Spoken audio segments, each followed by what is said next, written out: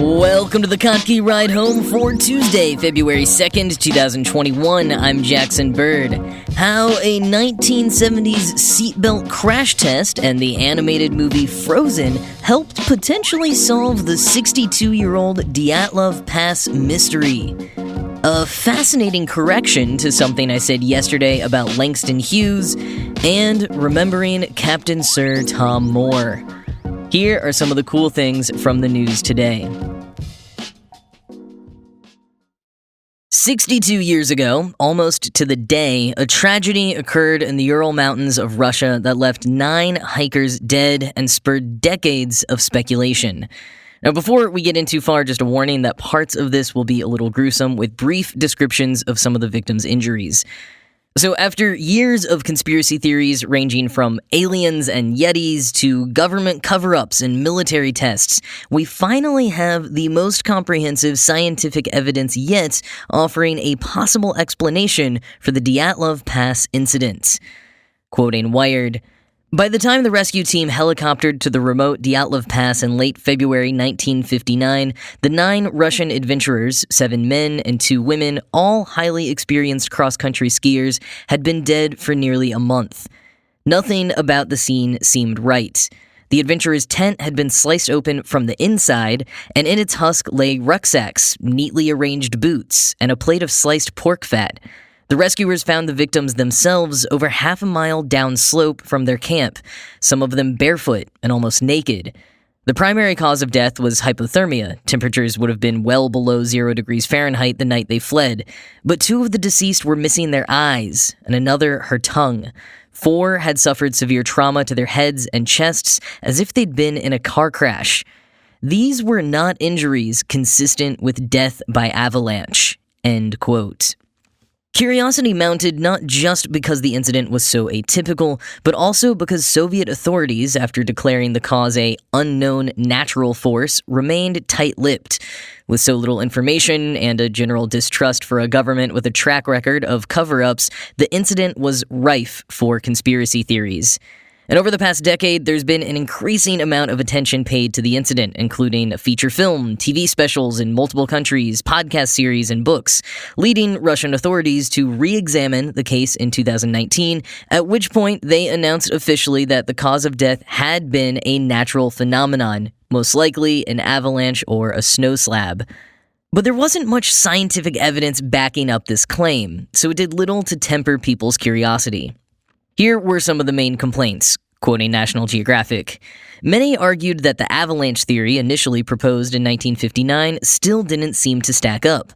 The team's tent encampment was cut into the snow on a slope with an incline seemingly too mild to permit an avalanche. There was no snowfall on the night of February 1st that could have increased the weight of the snow burden on the slope and triggered a collapse. Most of the blunt force trauma-like injuries and some of the soft tissue damage were atypical of those caused by avalanches, whose victims usually asphyxiate. And if an avalanche had occurred, why was there a gap of at least 9 hours, according to forensic data, between the team members cutting the slope for their encampment and the eventual avalanche?" End quote. Well, Johan Gohm, head of the Snow Avalanche Simulation Laboratory at EPFL, and Alexander Putzrin, a geotechnical engineer at ETH Zurich, got to work a couple years ago to try to answer some of these questions. First, they figured out that the slope that the hikers pitched their tent on was actually steeper than initial reports in the pervading narrative claimed. Cover from snowfall made it seem more shallow, but it was actually almost a 30-degree incline, which is the minimum required to trigger an avalanche. Plus, quote, "Reports dating back to the site's initial investigation also describe an underlying snow layer on the mountain that didn't clump together, providing a weak, slippery base that a lot of overlying snow could easily slide over. The local topography played a trick on them," says Putzrin. End quote. But even if cutting into the snow to set up their tent could trigger an avalanche, shouldn't it have happened right when they set up camp, and not 9 hours later, as forensic evidence suggests?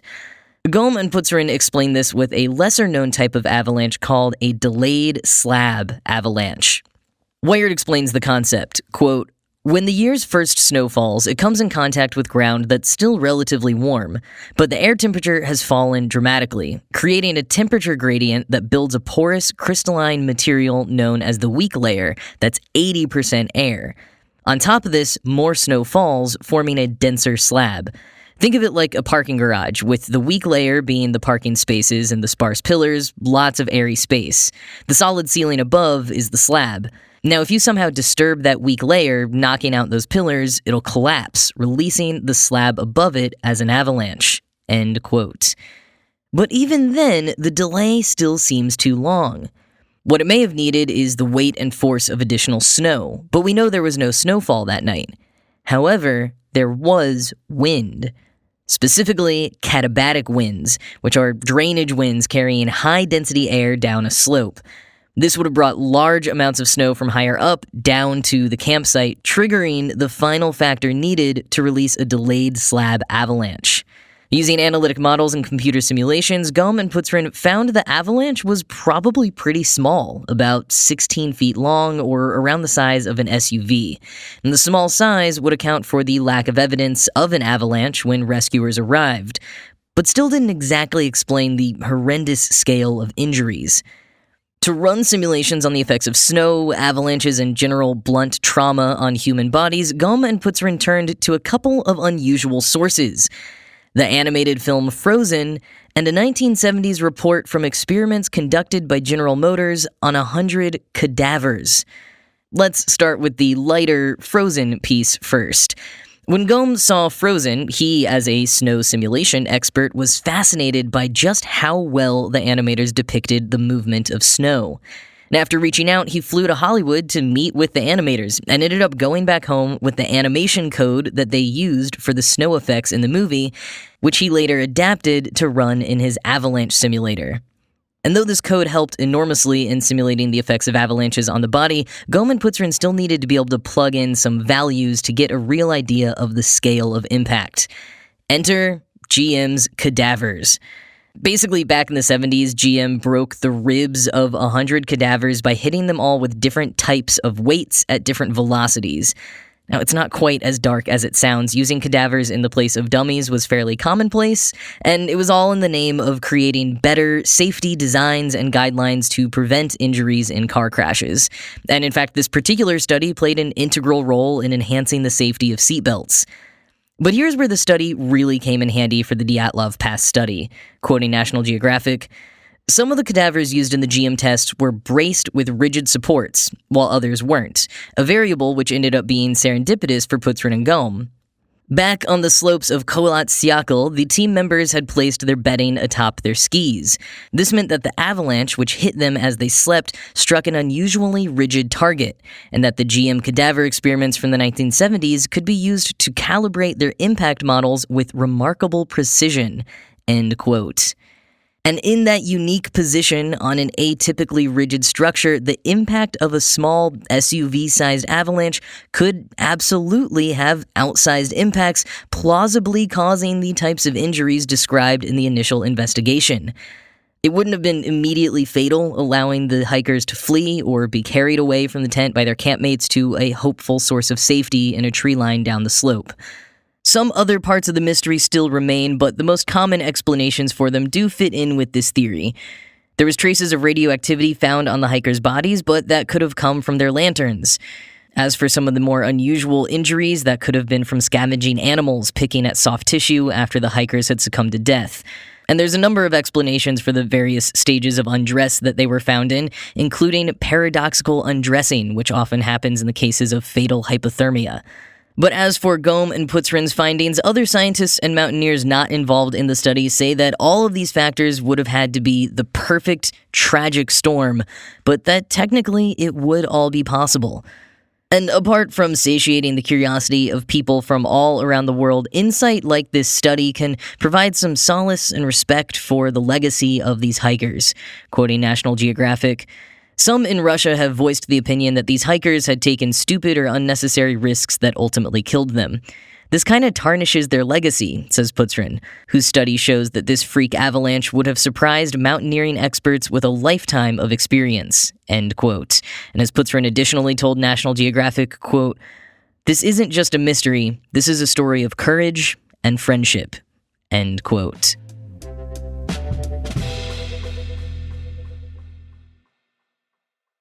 So yesterday, I played a clip of Langston Hughes reading one of his poems in honor of the late poet's birthday. Only, I told you the wrong year of his birth. I said he would have been 119 yesterday, but in fact, he would have been 120. Shout out to my friend Tom for correcting me on this, but I have to say, this wasn't my usual typo kind of mistake. Up until a few years ago, the official birth date on record for Langston Hughes was 1902. It's even the date listed on the mosaic cosmogram beneath which his ashes are interred in the atrium of the New York Public Library's Schomburg Center for Research in Black Culture. But it turns out he was actually born a year earlier. Or at least researchers are now pretty sure that he was. It all started with a casual archives search by poet Eric McHenry, who teaches at Washburn University in Topeka, Kansas, not too far from Hughes's birth town of Joplin, Missouri. He was going through old newspapers for information about his ancestors and local figures from history when he found a newspaper headline that read, quote, "Little Langston Hughes has been quite ill for the past 2 weeks. He is improving." End quote. The most remarkable part of that discovery, though, the newspaper was from December of 1901, a few months before Hughes was allegedly born. To verify this was indeed the poet Langston Hughes, McHenry searched for more newspaper evidence, finding several other mentions of a young Langston Hughes in the year before he was supposed to be born, and then he got in touch with some Langston Hughes scholars. The scholars did their own further research and confirmed that his true birth year does indeed seem to have been 1901. The same date, just a year earlier. Now, it's tough to exactly verify because Missouri law at the time of his birth did not require births to be recorded, but his distinguished family frequently made the society pages of the local newspaper, The Plain Dealer, so researchers have over a dozen mentions of Hughes as a young child, including, quote, one item from 1907 which reported that he had injured himself falling into a rose bush. A week later, another noted he was better. End quote. And it seems like the incorrect birth year was always a part of his personal narrative. McHenry speculates that Hughes's mom may have waited to enroll him in school until he was a year older, especially because she chose to send him to the white elementary school and perhaps thought that a year of maturation would maybe help him cope better with the inevitable racism. Whatever the reason, it seems we now have a more accurate age for the writer, but scholars and archivists are largely unbothered. It's interesting, but doesn't change much about his work. It's more interesting as an archival footnote than anything else. As Kevin Young, the director of New York Public Library's Schomburg Center, told the New York Times, quote, "I keep thinking about how the archive is still alive. We're still learning things about people we already know a lot about." End quote.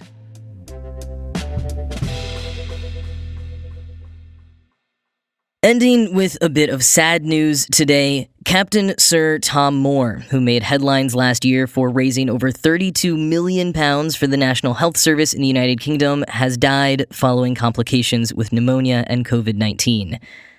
I covered the vast accomplishments of Captain Sir Tom Moore on this show last May, link in the show notes if you want to listen. The show also includes a deep dive into the lore of Chuck E. Cheese, so, that could be a good pick-me-up if today's show has been too much of a bummer. But in brief, when lockdown started, Captain Sir Tom Moore, back then just Captain Tom Moore, set a goal of walking 100 laps around his garden before his 100th birthday. His daughter decided to turn the challenge into a fundraiser for the UK's National Health Service, and within a couple of weeks, it had completely snowballed. In addition to raising the aforementioned £32 million, Captain Sir Tom Moore became a household name. He started receiving birthday cards and gifts from around the country, signed book deals for a memoir and picture book, started a foundation to support pandemic relief efforts and to help support lonely and grieving individuals, and he even received a knighthood from the Queen. It was an unbelievable and inspiring final year at the end of an already full life for the World War II veteran. And if you want a good cry, you can watch the music video for the song that Captain Sir Tom Moore recorded with Michael Ball and a chorus of NHS workers last summer. It's a cover of You'll Never Walk Alone from the musical Carousel, which became a UK #1 and the fastest-selling song of 2020 in the UK. Link to watch that video is in the show notes.